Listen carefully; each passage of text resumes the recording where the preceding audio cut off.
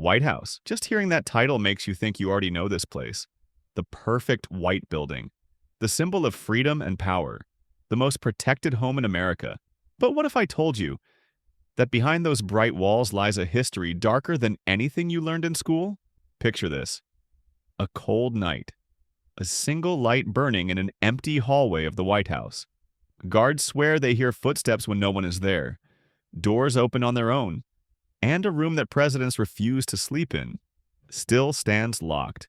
For over 220 years, this mansion has survived fires, wars, secret operations, and scandals so dangerous that entire files were erased.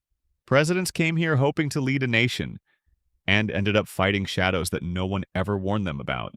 There are stories of hidden rooms that don't appear on any map, codes written into the architecture, and a tragedy so shocking, the government quietly changed procedures inside the house forever.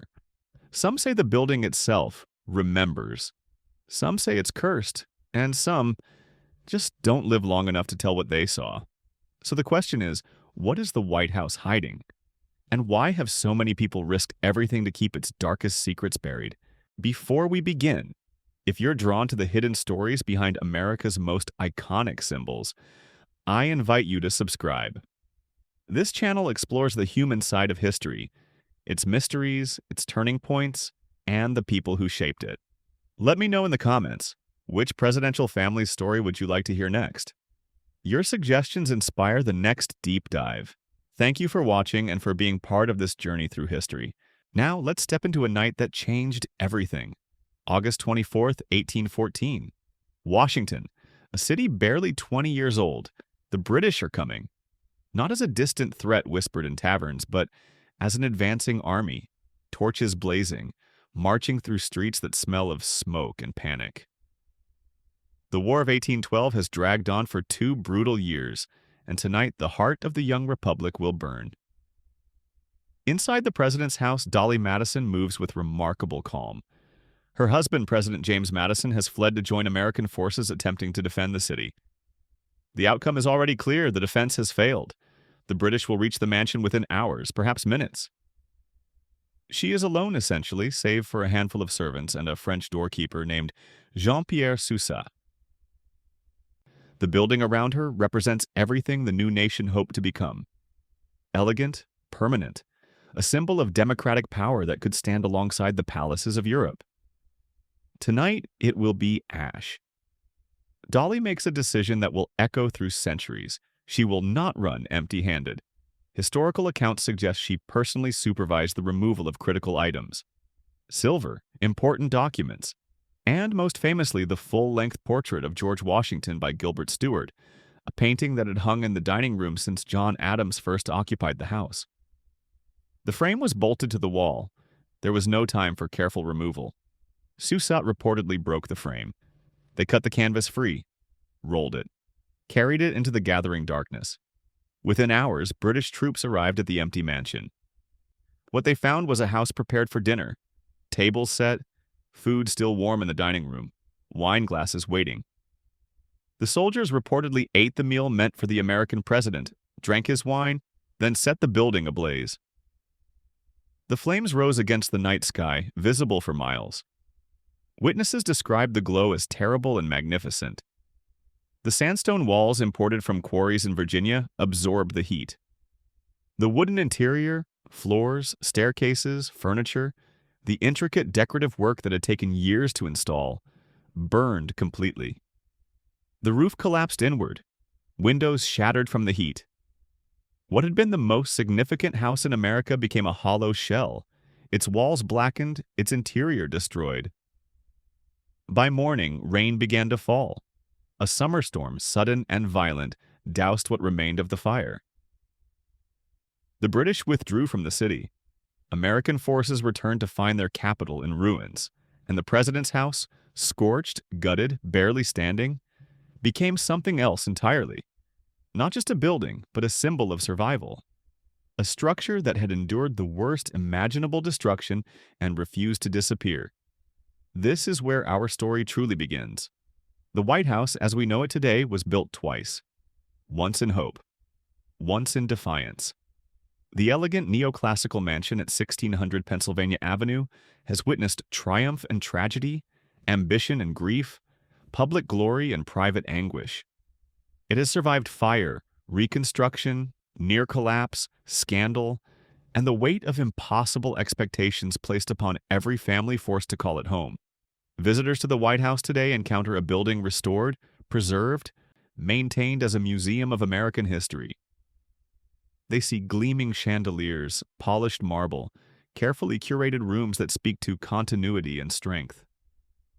What they rarely see is the darkness that made that strength necessary, the grief buried in its walls, the families broken by its demands, the moments when the building itself nearly crumbled, the contradictions between what it represents and what it has required from those who lived inside. This is the story of the White House you have never heard. Not the triumphant narrative of democracy's endurance, but the human cost of maintaining that triumph. The shadows behind the symbol. The price paid by those who built it, lived in it, and tried desperately to survive it. The story begins, as so many American stories do, with a dream and a competition. The fire of 1814 destroyed a building that had taken more than a decade to create. But before the flames, before the British troops, before Dolly Madison's desperate rescue, there was a blank piece of paper and an impossible question. What should the home of an American president look like? The year is 1792. George Washington, newly elected, faces a challenge no leader before him has confronted. The United States has no capital city, no permanent seat of government, no residence befitting the head of a democratic republic that claims to rival the established powers of Europe. European monarchs live in palaces, Versailles, Windsor, sprawling estates that dwarf their subjects and announce power through sheer architectural dominance. But America has rejected monarchy. The new nation exists, at least in theory, as a government of the people. Its president cannot live in a palace, yet he cannot live in a cottage either. The building must somehow balance democratic ideals with the practical reality of hosting foreign dignitaries, conducting state business, and projecting strength to a skeptical world. Washington announces a competition. Architects submit designs. Most are rejected immediately. Too grand, too modest, too expensive, too European. The winner finally is James Hoban, an Irish-born architect working in South Carolina. His design draws from Georgian architecture, particularly the Leinster House in Dublin, but adapts it for American purposes. Neoclassical, symmetrical, elegant without being ostentatious, a house that whispers authority rather than shouting it. The design is approved, the site is selected, a plot of land along the Potomac River, in a district that exists mostly on surveyors' maps. The new capital city, Washington, is barely more than swampland and optimism.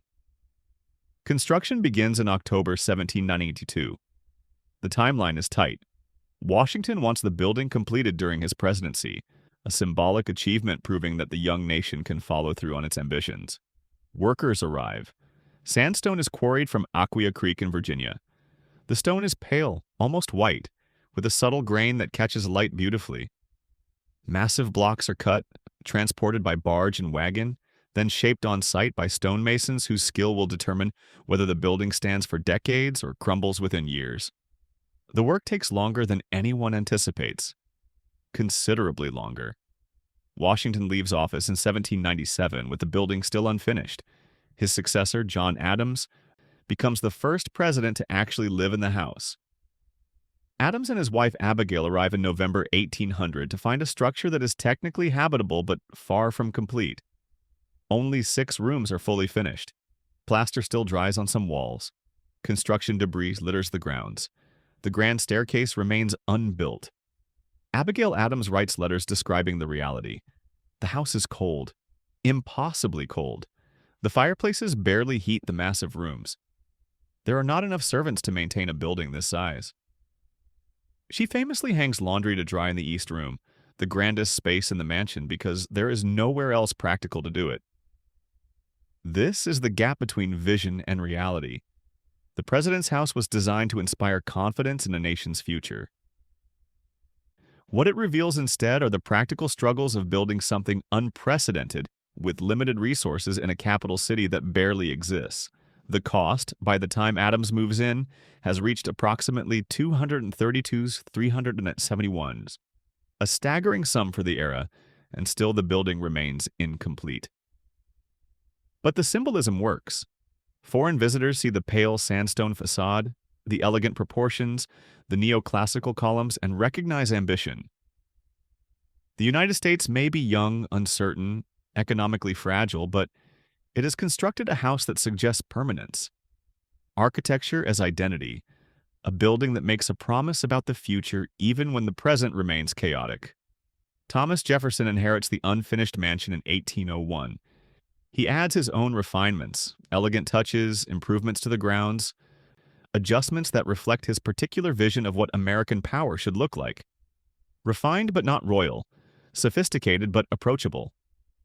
For each early president, the house becomes both opportunity and burden, a stage for demonstrating leadership, a symbol that must be maintained despite limited budgets and constant criticism, a residence that demands they project confidence even when the nation's survival remains uncertain. By 1814, the building has stood for just over a decade, and then the British arrive with torches. But the fire, devastating as it was, would not erase what the building represented. It would test it. The house survived its first great test, the fire of 1814. But surviving fire is one thing. Surviving the weight of expectation is another entirely. Reconstruction begins almost immediately after the British withdrawal. The decision is deliberate and symbolic. The young nation refuses to accept defeat. If the president's house burns, it will be rebuilt. Stronger, more permanent. A statement that America cannot be erased by a single night of flames. James Hoban returns as architect. The same man who designed the original building now supervises its resurrection. The blackened sandstone walls remain standing, structurally sound despite the intense heat. Workers clean the stone, repair the damage, and begin rebuilding the interior from nothing. The work takes 3 years. By 1817, the house is habitable again. President James Monroe moves in, and the building enters a new phase of its existence. No longer just a symbol of democratic ambition, it has become a symbol of resilience. The house that refused to die. But resilience comes with a cost. The families who live inside the restored mansion discover quickly that the building demands more than they anticipated. It is not simply a home. It is a stage where every action carries political meaning. A workplace where state business never stops. A museum where every room must be maintained to reflect national dignity. And, increasingly, a prison where privacy becomes impossible. Abigail Adams had complained about the cold and the lack of servants. Her concerns were practical, almost mundane. But as the decades progress, the pressures multiply in ways the building's designers never imagined. James Monroe and his wife Elizabeth furnish the rebuilt house with European elegance. Furniture, decorations, fine china purchased during Monroe's time as a diplomat in France. They host elaborate receptions attempting to establish the president's house as equal to any European court. The effort is exhausting. Elizabeth Monroe's health deteriorates under the social demands. She withdraws increasingly from public life, leaving the president to navigate Washington society alone. John Quincy Adams follows Monroe into the mansion in 1825. Adams is brilliant, disciplined, deeply committed to public service. He is also miserable. The house isolates him. Political enemies attack constantly. His wife Louisa suffers from depression, struggling with the relentless scrutiny and the suffocating expectations of her role. Adams loses his re-election bid in 1828, bitter and exhausted. Andrew Jackson arrives next, a military hero whose presidency promises democratic expansion and populist energy. But Jackson brings grief with him. His wife, Rachel, dies just weeks before his inauguration, and Jackson blames his political enemies for the stress that killed her. He enters the president's house alone, a widower haunted by loss, and the building offers no comfort. He fills the mansion with friends and advisors, surrogate family attempting to ease the loneliness, but the house remains cold. Martin Van Buren follows in 1837 and immediately faces criticism for spending federal money on mansion furnishings. The house has become a political liability. Every choice, decorations, staff, entertaining, becomes ammunition for opponents. Van Buren learns what his predecessors discovered. The president's house magnifies everything. Small decisions become scandals. Personal taste becomes evidence of corruption or excess. William Henry Harrison dies in the mansion after just 1 month in office. His death in April 1841 makes the house a site of national mourning, the first president to die while living in its walls. His successor, John Tyler, inherits not just the presidency, but a building marked by death. And so it continues. James Polk works himself nearly to death during his single term, leaving office exhausted and dying just months later. Zachary Taylor dies in the house in 1850, the second president to do so. Millard Fillmore installs the mansion's first library and first permanent bathtub, modernizing a building that still lacks basic amenities in the middle of the 19th century. By the 1850s, the pattern is clear. The president's house demands everything from its occupants: political success, physical endurance, personal sacrifice, family stability. The building was designed to project strength, but for those living inside, it extracts strength relentlessly. The house grows, adds rooms, improves gradually, but with each improvement comes increased expectation. More elaborate entertaining, more public events, more scrutiny. And then the Civil War arrives. Abraham Lincoln enters the mansion in 1861, and the building faces its greatest test yet. Not fire this time, something worse: grief that refuses to burn away. The Civil War transforms the president's house into something darker: a fortress, a hospital, a prison of public duty where private grief finds no escape. Abraham Lincoln arrives in March 1861 with his wife Mary and their 3 sons. The youngest, Tad, is 7 years old. Willie is 10. The eldest, Robert, is already away at Harvard. The family moves into a mansion that will soon become the nerve center of a nation tearing itself apart. The house changes immediately. Military guards patrol the grounds. Troops camp on the lawn. The building becomes a command post where Lincoln meets generals, reviews battle plans, signs orders that will send thousands to their deaths. The elegant rooms designed for diplomatic receptions now host war councils. The pressure is relentless and total. Mary Lincoln attempts to maintain normalcy. She redecorates. She hosts receptions. She tries desperately to create a home inside a building that has become a war machine. Critics attack her for spending money on furnishings while soldiers die. She defends herself, argues that maintaining the dignity of the president's house is itself a patriotic duty. But the criticism never stops. The boys, Willie and Tad, race through the mansion's corridors. They play soldiers. They explore the grounds. They bring brief moments of joy into a house saturated with grief and strain. Lincoln loves them fiercely, finds relief in their presence, escapes occasionally from the impossible burden of preserving the Union by simply being their father. February 1862. Willie falls ill. Fever, likely typhoid from contaminated water that plagues the still primitive capital city. Doctors attend him in an upstairs bedroom. Mary sits vigil. Lincoln moves between his son's bedside and his presidential duties, torn between 2 unbearable responsibilities. Willie dies on February 20th, in the same house where his father makes decisions about war and death on a national scale. The grief is catastrophic.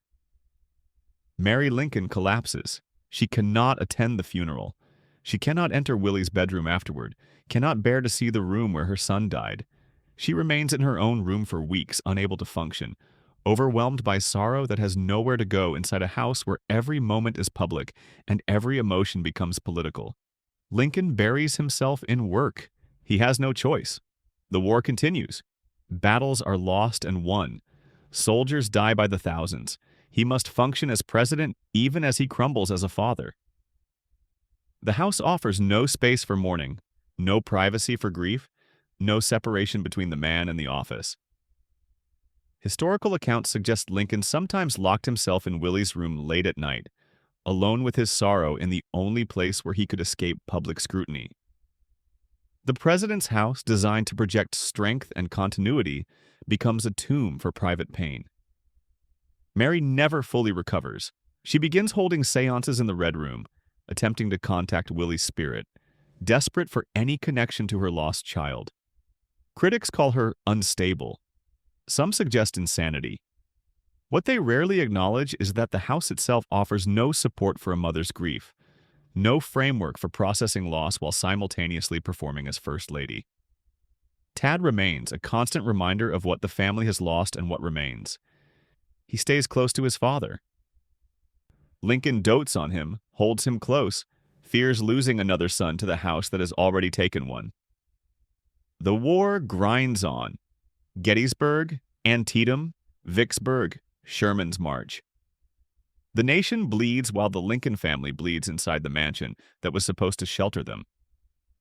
April 14, 1865.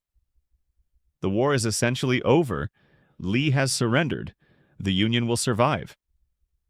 Lincoln attends a play at Ford's Theater, a rare night away from the oppressive walls of the president's house. Mary accompanies him.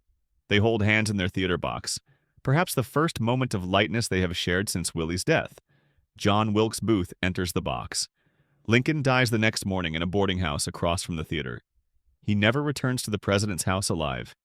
His body is carried back to the mansion he left just hours before, and the building becomes a site of national mourning for the second time. But this is different. This grief is not private.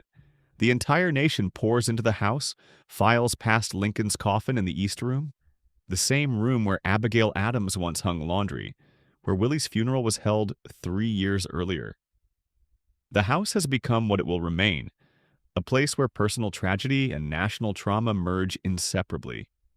And the families who follow will learn what the Lincolns discovered. The White House does not protect you. It consumes you. The Lincoln tragedy reveals a fundamental truth about the president's house.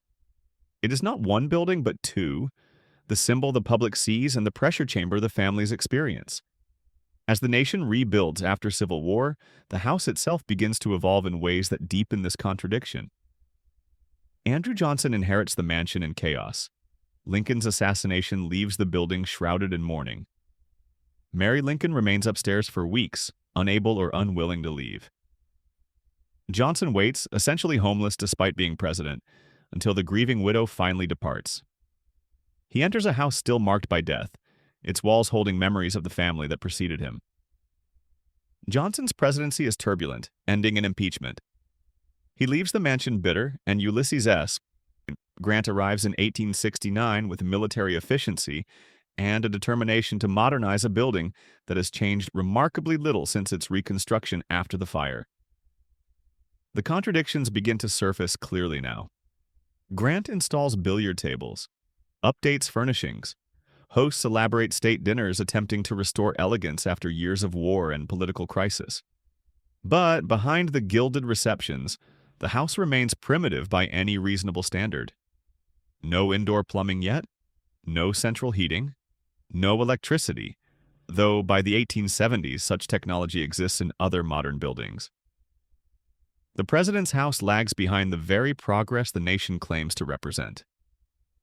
Rutherford B. Hayes takes office in 1877 and immediately confronts the building's contradictions. He and his wife Lucy attempt to make the mansion a model of moral rectitude. They ban alcohol, earning Lucy the nickname Lemonade Lucy, from critics who find the prohibition absurd in a house meant to host sophisticated diplomatic functions. They also modernize, installing the first telephone in 1879. The mansion straddles eras awkwardly, simultaneously Victorian in its moral posturing and hesitantly modern in its technology. James Garfield arrives in 1881 and spends barely 4 months in the house before being shot by an assassin. He lingers for weeks, dying slowly in an upstairs bedroom during the brutal heat of a Washington summer. Doctors attempt to help him, but the house itself becomes part of the torture. No air conditioning, inadequate ventilation, oppressive humidity. Engineers rig a primitive cooling system, blowing air over ice, but it fails to provide meaningful relief. Garfield dies in September, the third president to die in the mansion.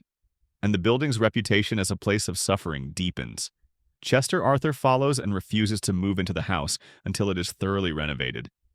He finds the mansion shabby, depressing, filled with decades of accumulated furniture and decorations that reflect no coherent vision. Arthur commissions Louis Comfort Tiffany to redesign the interior. The result is opulent: stained glass, elaborate decorative screens, richly colored walls and ceilings. The house becomes fashionable, almost luxurious, more palace than democratic residence. But the modernization reveals contradictions Arthur cannot solve. The mansion's public rooms gleam with Tiffany glass while the family quarters remain cramped and outdated.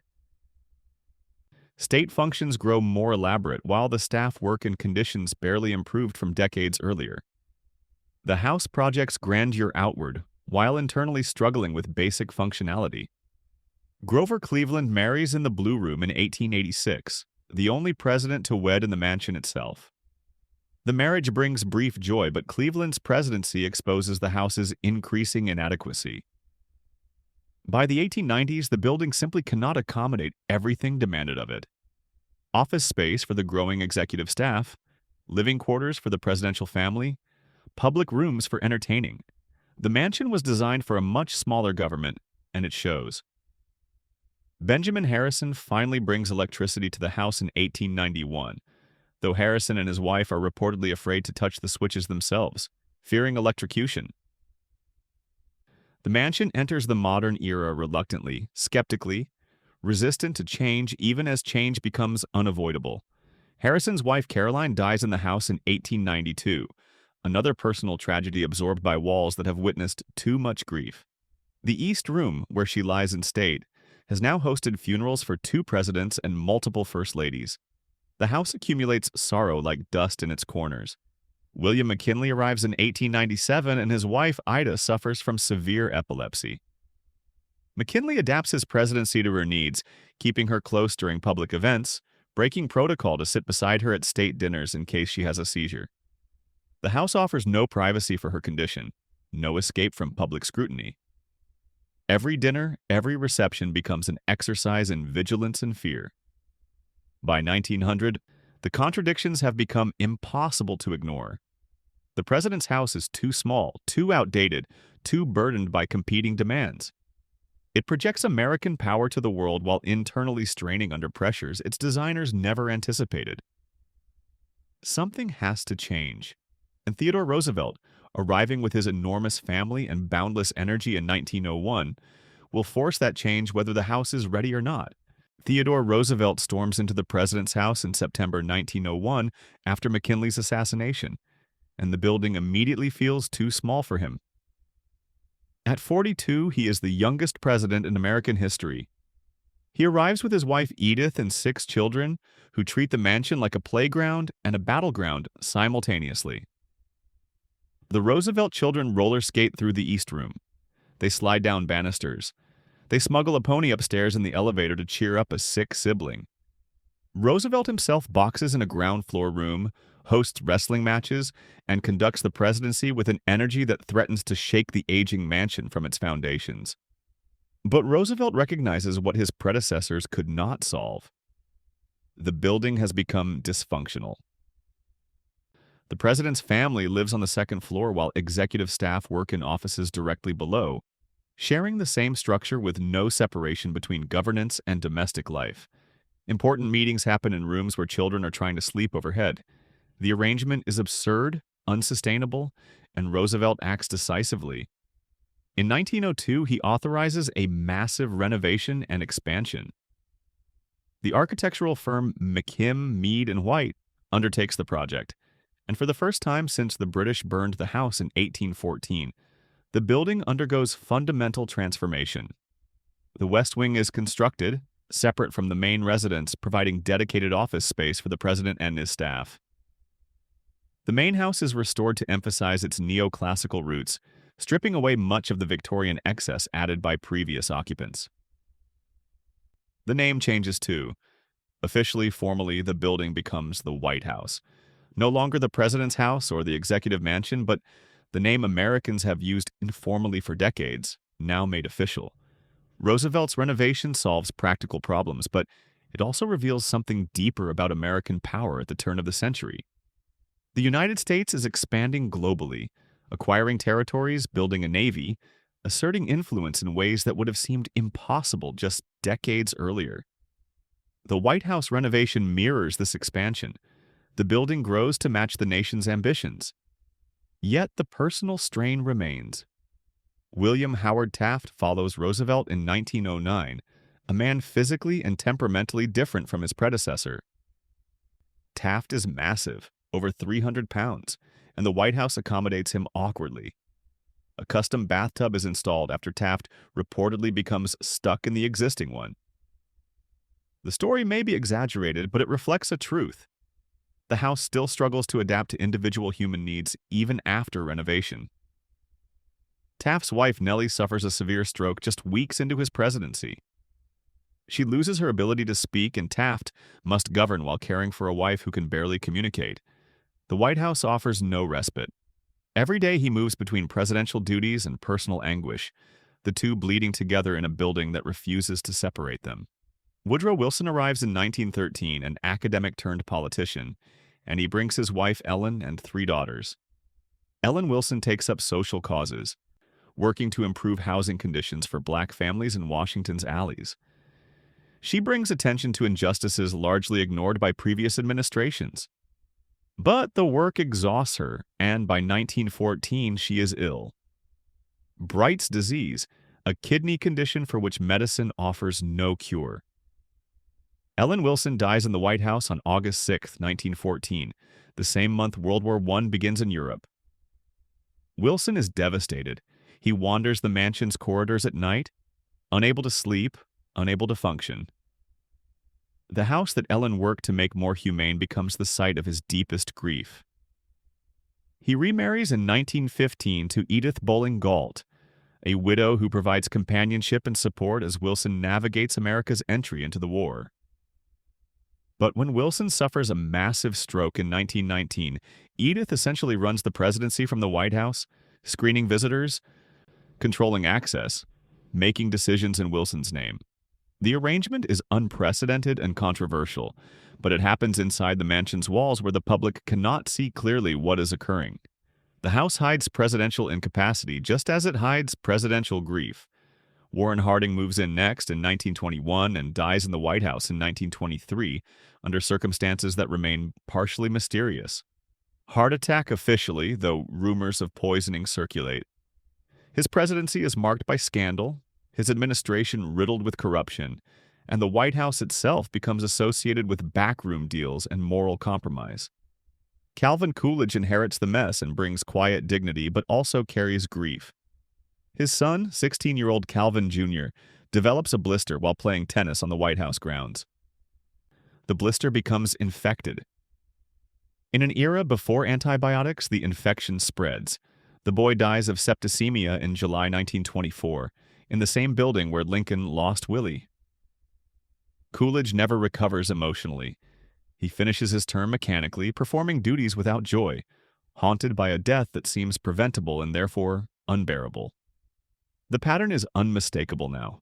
The White House shines publicly while privately extracting impossible costs from every family that enters. And the worst is yet to come.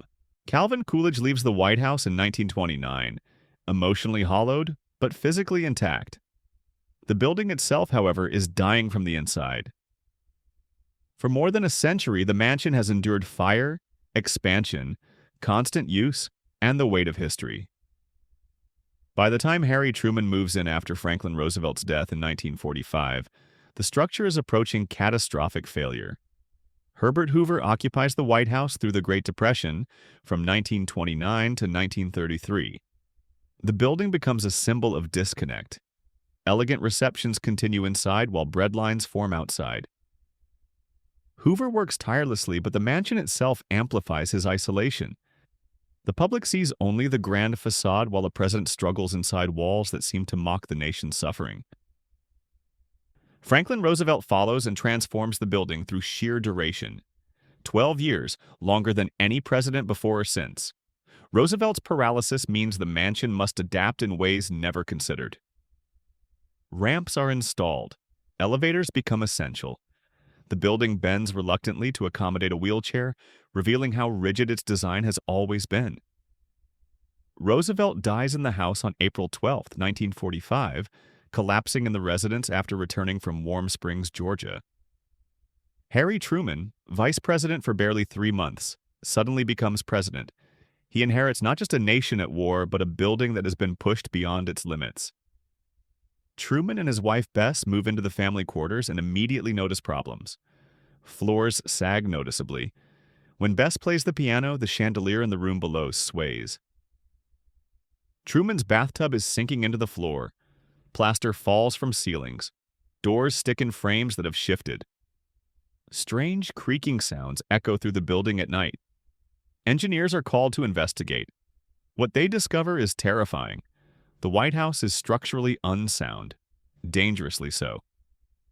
The building's wooden beams, installed during the 1817 reconstruction after the fire, have been weakened by decades of additions, modifications, and simple aging. The structural integrity has been compromised so severely that portions of the mansion could collapse at any moment. The famous second-floor balcony, the Truman balcony, though not yet built, is considered particularly hazardous. Engineers warn that the president's family is living in a building that might fall down around them. In November 1948, engineers present their final assessment. The White House must be completely gutted and reconstructed, or it must be demolished and rebuilt entirely from scratch. There is no third option. The most famous house in America is literally falling apart. The decision is made to preserve the exterior walls and completely rebuild the interior. This is not renovation. This is near total reconstruction. In 1949, the Truman family moves out. They relocate to Blair House across Pennsylvania Avenue, and the White House becomes a construction site. Workers strip the building down to its sandstone shell. Everything inside is removed: walls, floors, ceilings, staircases. The interior is excavated to create a basement with modern foundation work. Steel framing replaces the failing wooden beams. New concrete floors are poured. Modern electrical, plumbing, and climate control systems are installed for the first time in a comprehensive way. The work takes nearly 4 years.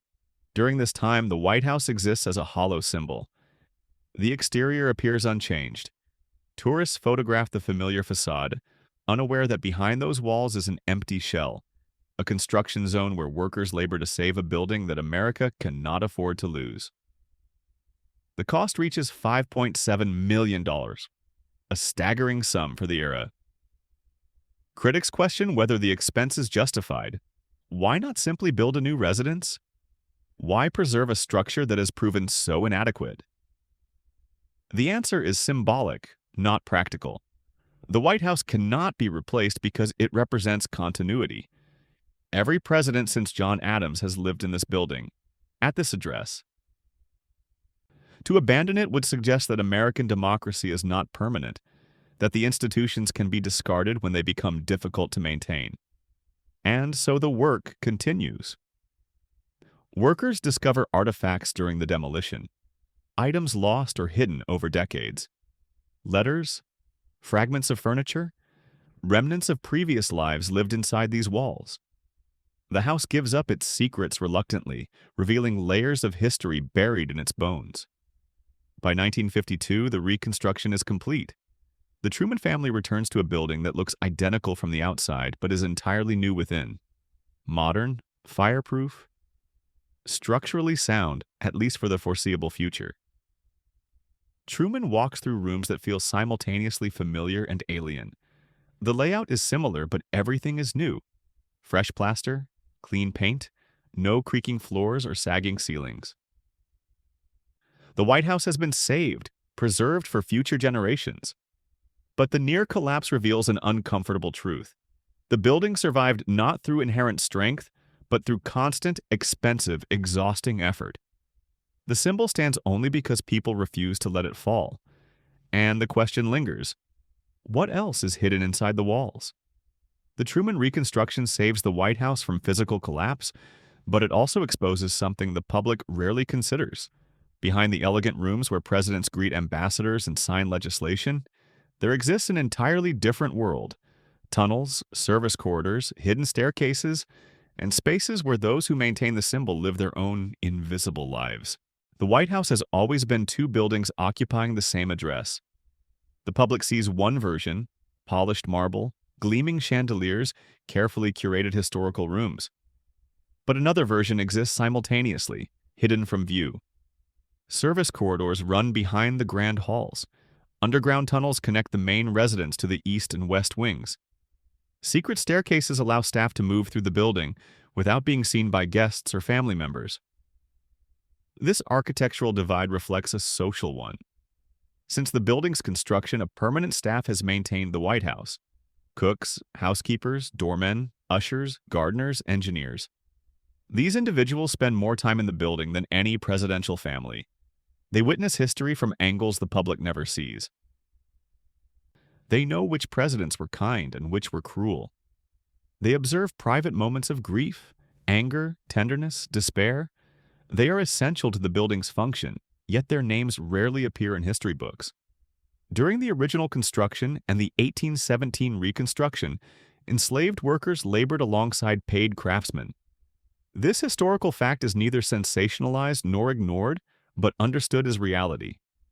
Payroll records preserved at the National Archives document payments to slaveholders for the rental of enslaved individuals. These workers quarried stone, fired bricks, worked as carpenters and laborers. Their contributions made the building possible, yet their names were not recorded. Their experiences were not considered worth documenting. The contradiction was not unique to the White House. The nation's capital was built substantially through enslaved labor, while simultaneously claiming to represent democratic freedom. Both facts are true. Both are essential to understanding what the building represents. Even after emancipation, the racial dynamics within the White House reflected broader American inequality. Black staff members worked primarily in service roles: kitchen workers, doormen, housekeepers. They lived in cramped quarters, often in the basement or attic spaces. White staff occupied better rooms and held supervisory positions. The building's architecture reinforced these divisions, with separate staircases and entrances ensuring that staff remained invisible to guests. The service corridors are narrow, utilitarian, unadorned. They exist purely for function, allowing staff to deliver meals, clean rooms, move supplies without disrupting the mansion's public elegance. Walking through these spaces reveals the building's true nature: not merely a residence or office, but a complex machine requiring constant maintenance and the coordinated effort of dozens of people working behind scenes the public never witnesses. Paul Jennings, an enslaved man who worked for James and Dolly Madison, later wrote a memoir describing his experiences. He was present during the British invasion in 1814, helped rescue items from the burning building, and provided one of the few first-hand accounts from someone other than the presidential family. His perspective reveals details that official histories miss: the panic among staff, the practical decisions about what could be saved, the human reality behind the dramatic narrative.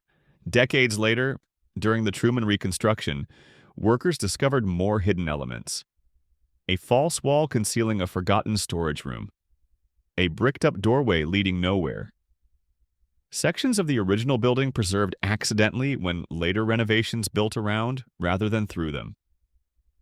The house contained its own archaeology, layers of construction and modification that told stories the official records never captured. Some secrets were more recent. Franklin Roosevelt had an underground tunnel constructed connecting the White House to the Treasury Building, providing an escape route if necessary during World War II.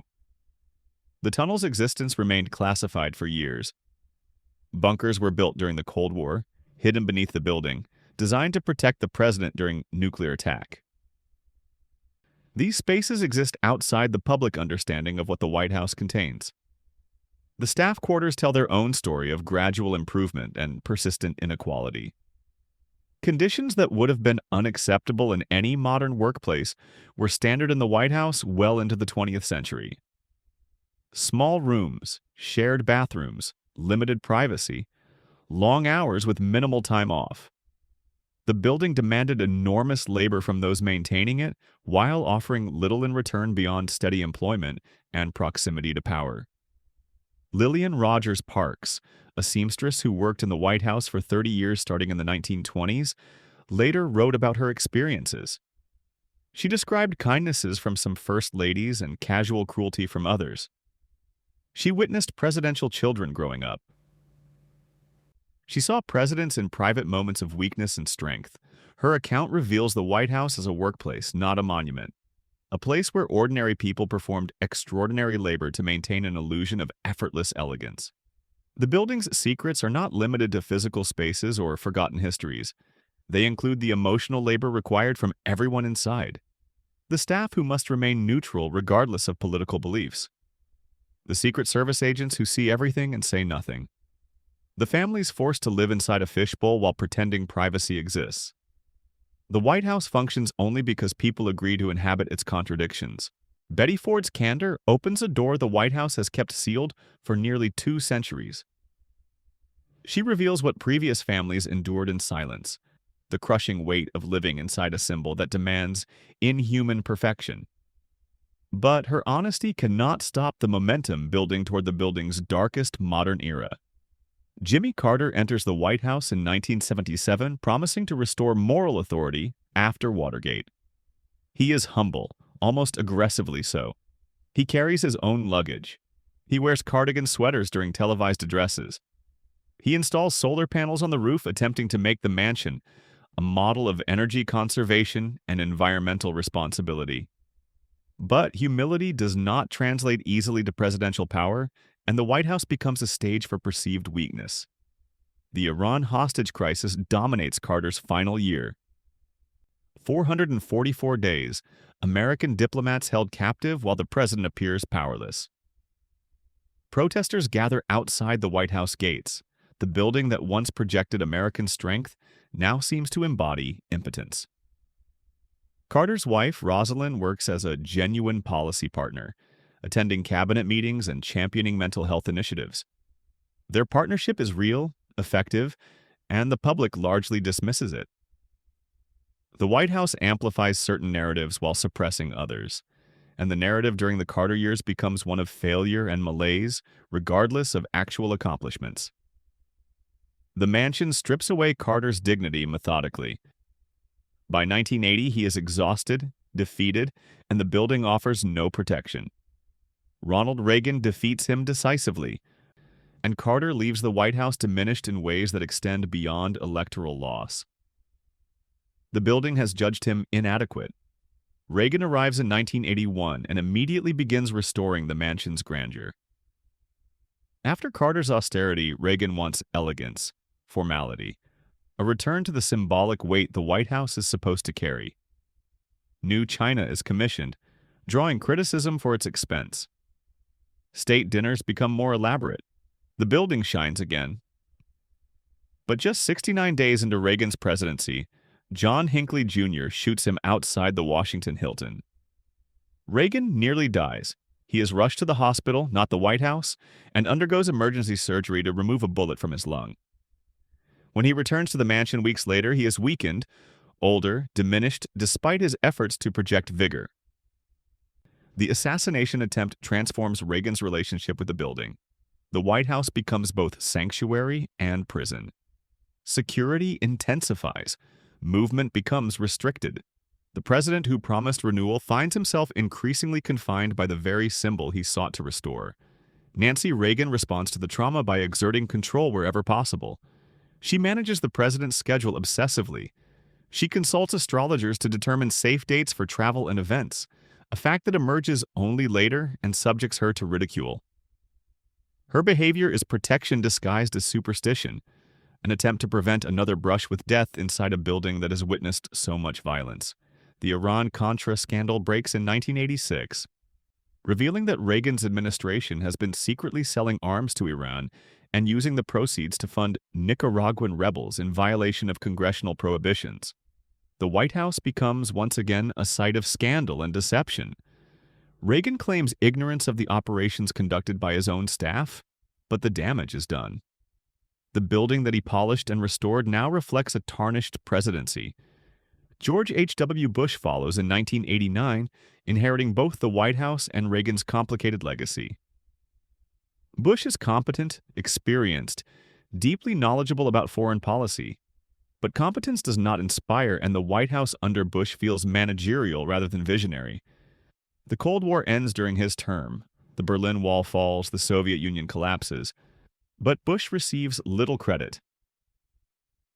The building seems to resist his occupancy, denying him the glory these historic moments should provide.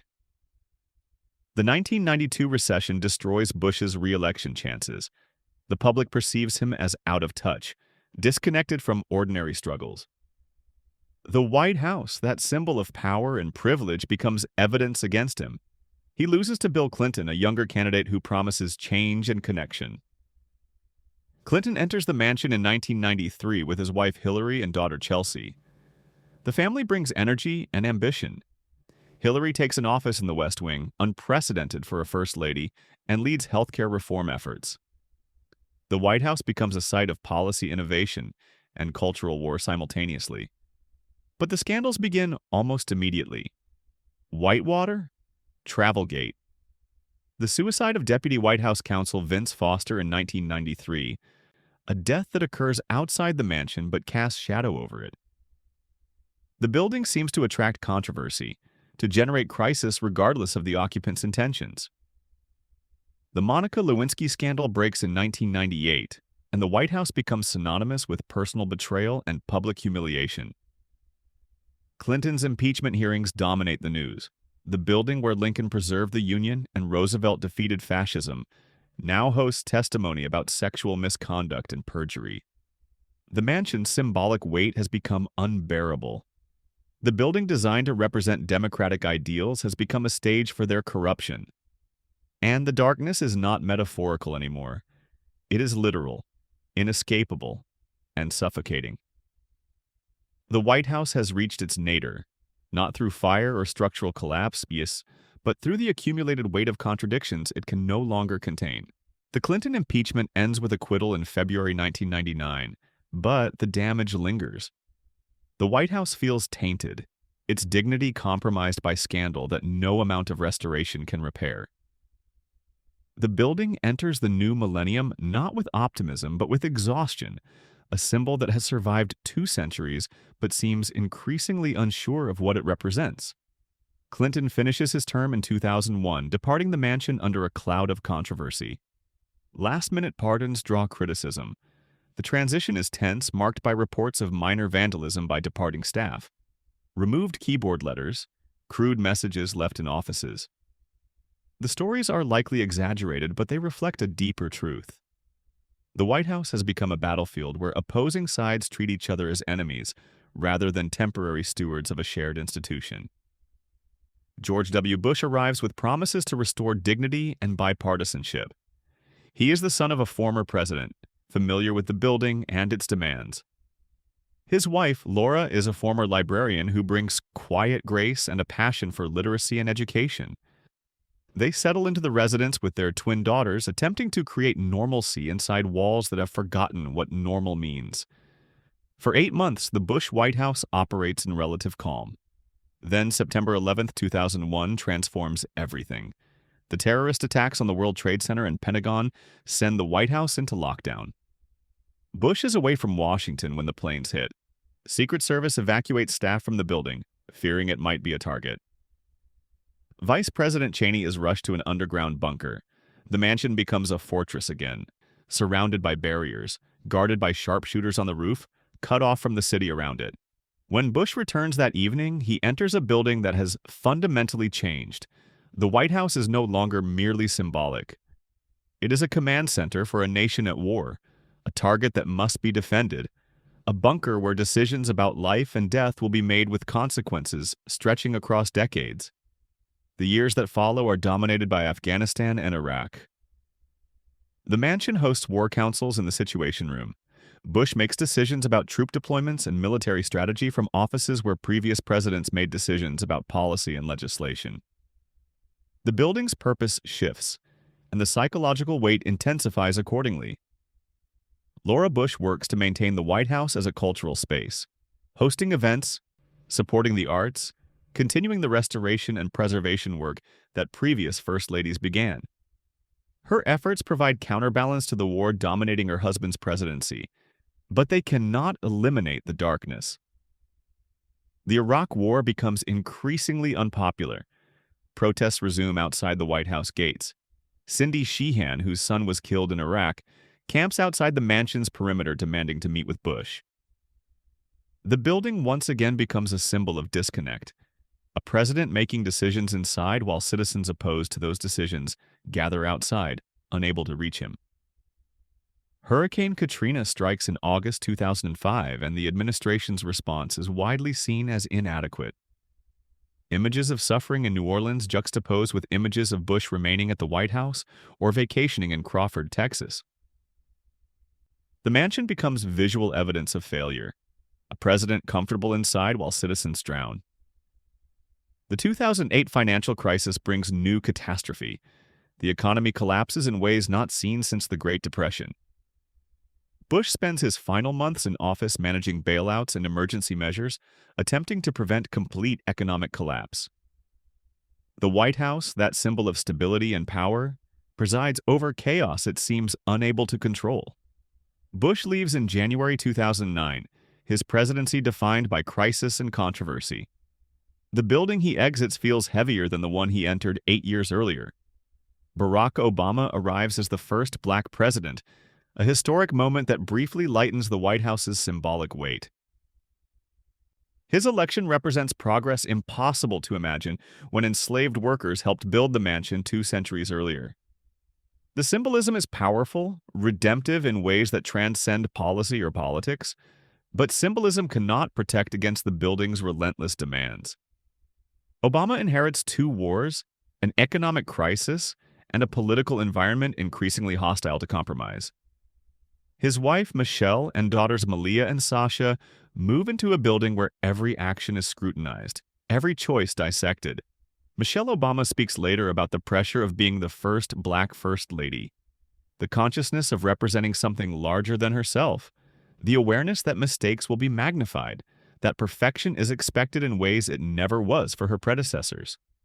The Obama years see accomplishments: the Affordable Care Act, the economic recovery, the elimination of Osama bin Laden, but also relentless opposition. The Tea Party movement emerges. Congressional Republicans refuse cooperation at levels unprecedented in modern politics. The White House becomes increasingly isolated, its occupant treated not as a political opponent, but as an illegitimate presence. Obama speaks years later about the loneliness of the office, the isolation inherent in living inside a building where every room carries the weight of history and every decision affects millions of lives. The White House strips away everything except duty, leaving the occupant to face impossible choices with inadequate information and insufficient time. By 2016, the mansion feels exhausted. 8 years of crisis management have drained whatever optimism Obama brought. The building that briefly seemed redeemed by his election now feels merely tired. The quiet low is not dramatic. It is the accumulated fatigue of a symbol that has carried too much for too long without rest. And the fall is not yet complete. Barack Obama leaves the White House in January 2017, and Donald Trump arrives with a promise to disrupt everything the building represents. The transition is jarring, marked by tension and mutual distrust. But beneath the political turbulence, something else is happening. A gradual recognition that the White House must evolve or risk becoming irrelevant. Trump's presidency is chaotic from the beginning. His relationship with the White House is transactional rather than reverential. He treats the building as a backdrop for his brand, hosting events that blur lines between official duties and personal promotion. The mansion becomes a stage for reality television governance, dramatic announcements, sudden firings, constant controversy. But while Trump dominates headlines, quieter work continues. The White House Historical Association, established by Jacqueline Kennedy in 1961, intensifies preservation efforts. Professional conservators work to protect furnishings, artwork, and architectural details that have survived centuries. The building is documented more thoroughly than ever before. Measurements, photographs, detailed records ensuring that future restorations can maintain historical accuracy. This preservation work represents something important. The White House is no longer just a residence or office. It has become a repository of national memory, a physical archive where objects and spaces connect present generations to past ones. The resolute desk, used by presidents since Rutherford B. Hayes, carries literal and symbolic weight. The China Room displays tableware from administrations stretching back to Washington. These objects matter not because they are valuable, but because they provide continuity. The COVID-19 pandemic strikes in 2020, and the White House becomes a site of infection. Trump contracts the virus in October, as do numerous staff members and advisors. The building designed to project strength instead reveals vulnerability. The president is hospitalized, returning to a mansion under medical siege. Tours stop. Public events cease. The White House closes to visitors for the first time since the Truman Reconstruction. The isolation reveals something unexpected. Without public tours, without constant events, the building becomes more clearly what it has always been: a workplace and residence whose occupants are temporary stewards rather than owners.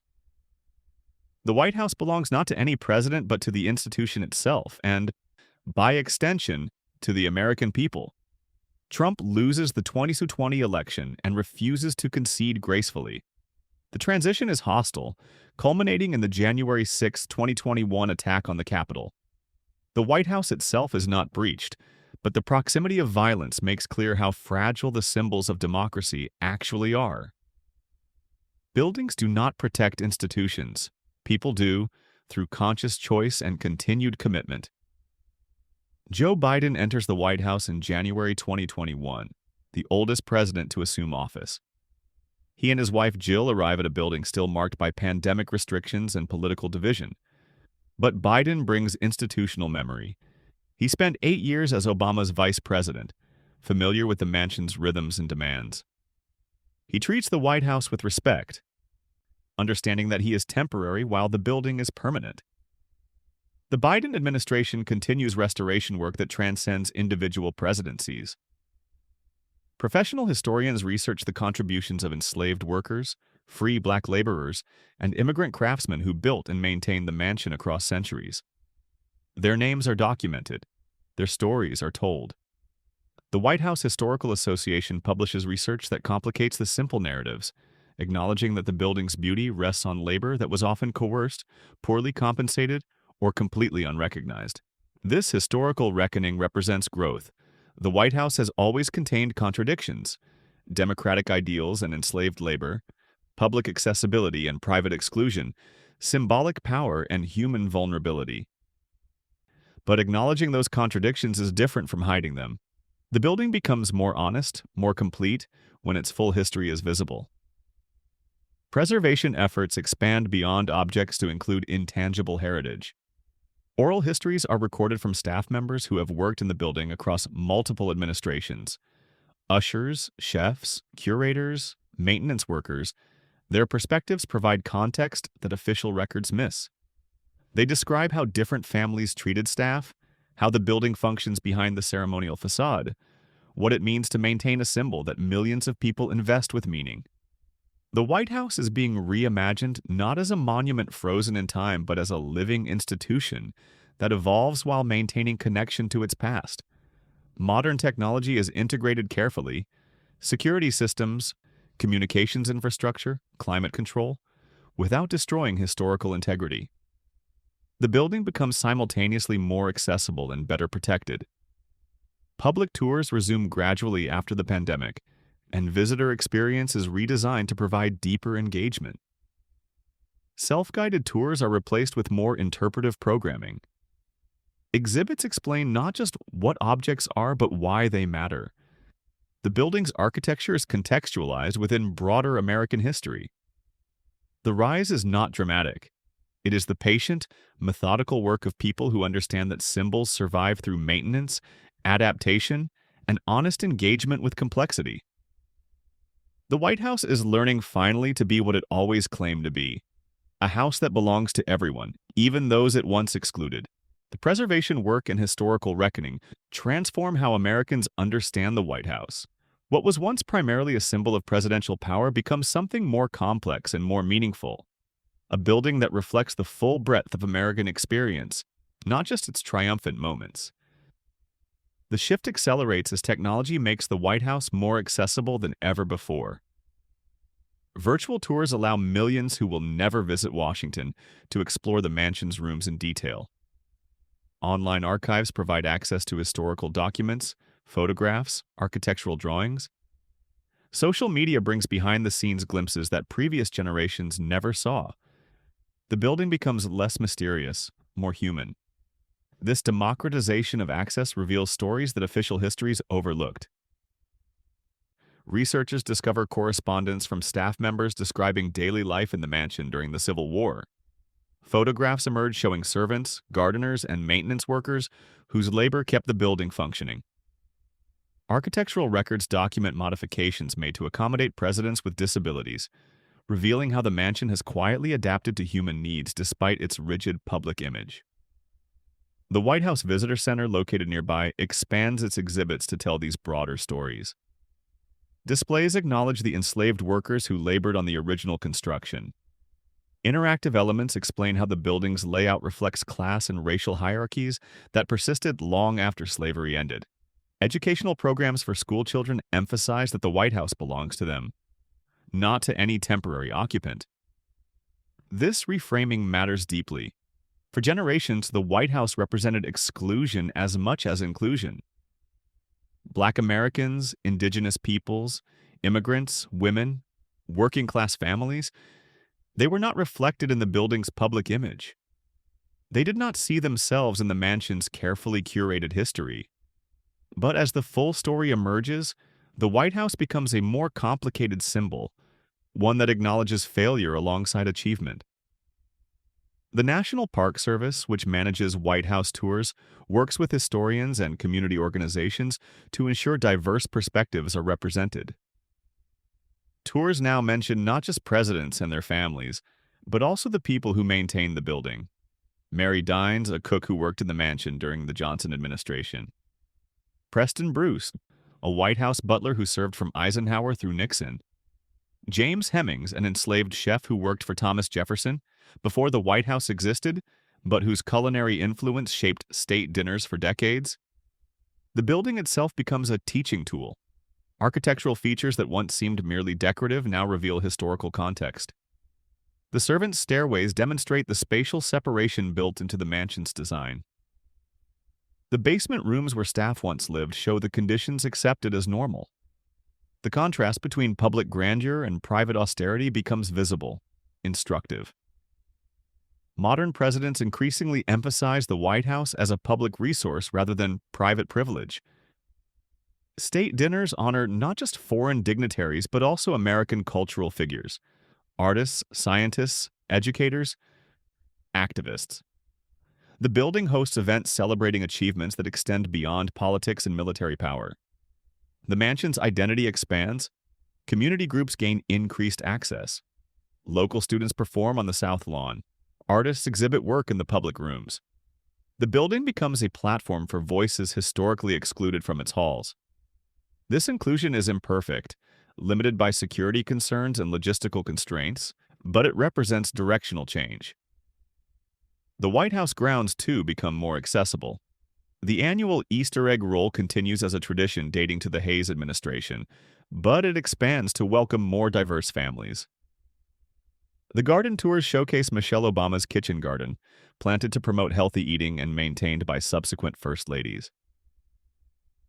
The space demonstrates that the mansion is not just historical preservation, but living, evolving tradition.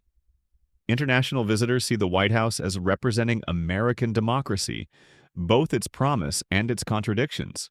Tour guides increasingly address questions about slavery, about indigenous displacement, about women's suffrage and civil rights. The building does not hide from difficult conversations but engages them, modeling how democratic institutions can acknowledge past failures while striving toward better futures. The COVID-19 pandemic, despite its devastation, accelerates some of these changes. When physical access becomes impossible, virtual access expands dramatically. Online resources multiply. Historical societies and museums collaborate to create comprehensive digital records. The White House becomes more visible to global audiences than ever before. As normalcy returns, the lessons persist. The building has demonstrated that it can be both protected and accessible, both historically significant and actively evolving. The White House is learning to serve the people who own it in theory by becoming genuinely welcoming to them in practice. This transformation is not complete. Security concerns limit access. Economic barriers prevent many Americans from visiting Washington. The building remains in many ways as exclusive as ever, but the direction is clear. The White House is slowly, methodically becoming what its name has always claimed, the People's House. Not a palace for the powerful, but a symbol belonging to everyone. The question now is whether this evolution can continue, or whether the old patterns of exclusion and isolation will reassert themselves when crisis demands security over accessibility. The White House has survived fire, structural collapse, and moral scandal. Can it survive becoming truly democratic? The question of whether the White House can become truly democratic leads to a more fundamental realization. The building's survival has never depended on perfection. It has depended on something else entirely: the willingness to acknowledge darkness and continue anyway. Stand outside the White House today. The sandstone facade glows pale in sunlight, elegant and permanent. Tourists photograph the iconic image, the symbol recognized worldwide. What they see is continuity, strength. The enduring institution of American democracy made visible in stone and mortar. But now you know what lies behind that facade. The fire that gutted the building in 1814, leaving only charred walls. The grief that saturated its rooms when Willie Lincoln died and his father wept in darkness. The structural collapse that nearly destroyed the mansion in 1948, forcing complete reconstruction. The scandals that tainted the building's dignity. The families broken by its relentless demands. The workers whose labor built and maintained the symbol while their names were erased from history. The darkness is not separate from the White House's meaning. It is essential to understanding what the building represents. Every symbol requires maintenance. The White House survives not because it is inherently strong, but because people choose to repair it when it crumbles, to rebuild it when it burns, to reckon with its contradictions rather than abandoning it when those contradictions become uncomfortable. This is the lesson the building teaches across 2 centuries. Democracy is not a stable achievement, but a continuous, exhausting effort. The institutions that represent democratic ideals, the White House, the Constitution, the Republic itself, do not survive through their own momentum. They survive because each generation decides they are worth preserving despite their flaws, worth reforming despite their failures, worth maintaining despite the cost.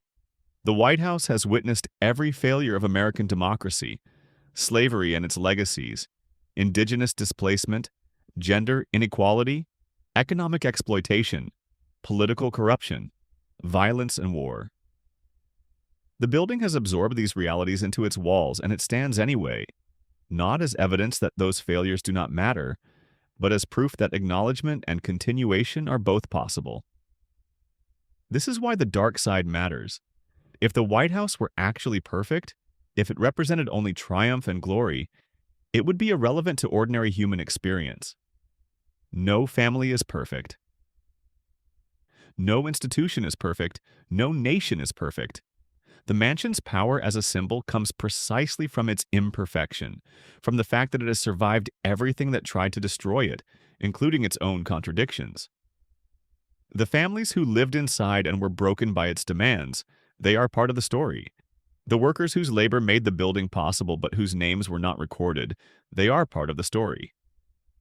The moments of scandal and shame that threatened to destroy the institution, they are part of the story. None of these elements diminish the White House's significance. They deepen it. Visitors who tour the mansion today walk through rooms where history happened. But history is never clean or simple. The Blue Room, where presidents have greeted guests for 2 centuries, once hosted weddings and funerals in equal measure. The East Room, where Abigail Adams hung laundry, also held Willie Lincoln's coffin, and Kennedy's, and the receptions celebrating victory and defeat alike. Every space contains layers of experience that contradict and complicate each other. This complexity is not a problem to be solved. It is reality to be understood. The White House will continue to evolve. Future administrations will face crises we cannot predict. The building will witness triumphs and failures we cannot imagine. Families will move in and be transformed by the experience, just as every family before them was transformed. The mansion will demand more than seems fair and offer less comfort than its elegant appearance suggests. And it will survive, as it has always survived, because people choose to maintain the symbol, even when maintaining it is difficult. The darkness gives the light its meaning. The struggles make the achievement significant. The contradictions between ideals and reality create the space where progress becomes possible. The White House is not great despite its dark side. It is meaningful because of it. The building represents hope not as naive optimism, but as stubborn persistence. The refusal to surrender when fire consumes the interior. The decision to rebuild when structures collapse. The courage to acknowledge historical wrongs while continuing to believe the institution can improve. The resilience of families who endured impossible pressure, and the building that contained their grief. This is the untold story of America's most famous mansion. Not the myth of perfection, but the reality of survival. Not the symbol frozen in time, but the living institution that evolves through crisis and contradiction. The White House stands today because enough people across enough generations decided it was worth saving. And that decision, made repeatedly despite overwhelming reasons to abandon it, is what makes the building matter. The darkness is not the opposite of hope. It is what gives hope its shape. The shape of hope, defined by darkness, refined by struggle, brings us full circle to where our story began. August 24th, 1814. Flames rising against the night sky. Dolly Madison fleeing with a portrait clutched in desperate hands. The moment when the White House proved that symbols survive not through invulnerability, but through the determination of those who refuse to let them die. 200 years separate that burning from the present day. The building has been reconstructed, expanded, modernized, nearly demolished, and saved at the last moment.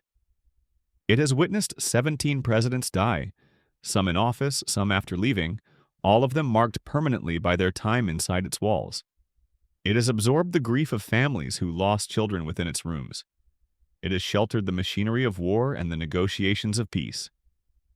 It has been the site of triumph and scandal, celebration and mourning, democratic ideals and profound failures to live up to those ideals. The White House remains imperfect. Access is still limited by security and economic barriers. The building's history of exclusion casts long shadows that preservation efforts cannot entirely dispel. Presidential families continue to struggle with demands that seem designed to break rather than support them. The mansion consumes enormous resources, financial, human, emotional, to maintain a symbol that many Americans feel disconnected from. These imperfections are not failures. They are the conditions under which the symbol must function. The White House has never been the building Americans imagine it to be. It has always been messier, more complicated, more human. The gap between image and reality has persisted since John Adams moved into an unfinished construction site in 1800 and found himself hanging laundry in the East Room because there was nowhere else practical to do it. But the building has also been more resilient than anyone expected. It survived British torches. It survived structural collapse.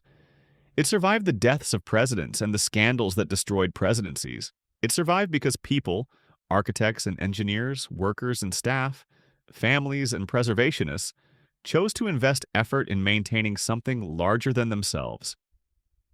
This is the pattern that repeats across American history. Institutions survive not because they are perfect, but because people decide they are worth the effort required to preserve them. Democracy persists not because it is easy or natural, but because each generation chooses to maintain it, despite overwhelming evidence that abandoning it would be simpler. The White House teaches this lesson in physical form. The building stands because people rebuilt it after fire. The symbol endures because people acknowledged its contradictions rather than pretending they did not exist. The institution matters because people connected to it across generations through objects, spaces, and stories that create continuity. The darkness we have explored, the grief, the scandal, the structural failures, the exploitation, the impossible pressures, is not an argument against the White House. It is evidence of what preservation actually requires. You cannot maintain a symbol by ignoring its flaws. You can only maintain it by acknowledging those flaws and choosing to continue anyway. This is what makes the White House a genuinely American symbol. Not perfection, but the stubborn refusal to accept defeat. Not the absence of failure, but the willingness to learn from failure and try again.